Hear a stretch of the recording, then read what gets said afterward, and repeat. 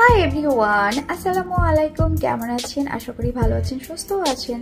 তো আজকে আমি ঝটপট করে দেখাবো যে উইদাউট ক্রিম বা মিল্ক ছাড়া কিভাবে আপনারা আইস কফি তৈরি করতে পারেন। প্রথমে আমি একটি ব্লেন্ডার জার নিয়েছি। তো দুধ, ক্রিম, চিনি ছাড়া আইস কফি তৈরি করার জন্য প্রথমে আমি আইসের বা বরফের 5টি টুকরো নিয়ে নিচ্ছি। এটা আপনারা কম বেশি নিতে পারেন। আমি বেশ কিছুদিন আগে আইস কফি খাচ্ছিলাম আর একটা ভিডিও দিয়েছিলাম, তখন আপনারা কমেন্ট করেছিলেন যে এটির রেসিপি চান, তাই এটি আপনাদের জন্য আমি শুট করেছি। বিশেষ করে গরমের সময় ডায়েট চলাকালে এই কফি খেলে আমাদের এনার্জি বুস্ট করবে, তাছাড়া আমাদের সুগার ক্রেভিংস দূর করবে। এবার আমি 2 চা চামচ কফি পাউডার নিয়ে নিচ্ছি। এটা কম বেশি আপনারা নিতে পারেন।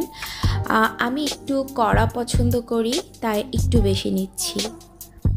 এবার আমি হাফ চা চামচেরও কম স্টেভিয়া নিয়ে নিচ্ছি। স্টেভিয়া নিলে এটা অনেকটাই মিষ্টি লাগে খেতে, তাছাড়া এটা ছাড়াও কিন্তু খেতে ভালো লাগে।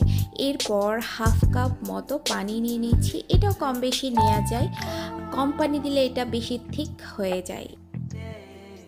এরপর ব্লেন্ডার জারের মুখটা বন্ধ করে এটা আমি খুব ভালো মতো ব্লেন্ড করে নিব।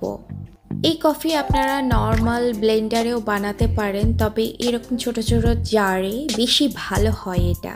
তো এই তো জাস্ট 2 মিনিটে আমার এই আইস কফি তৈরি। সো আমার কফি রেডি। এই যে আমার কফি রেডি, আমি এখন খাই।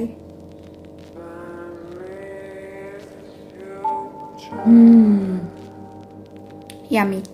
আপনারা খাবেন আর অবশ্যই আমাকে বলবেন কেমন হয়েছে খেতে, আমাকে কমেন্ট করে জানাবেন। এটা এর মধ্যে কোনো মিল্ক নেই দেখুন, তবুও অনেকটা মিল্কি টাইপের লাগে আর কি। ওকে,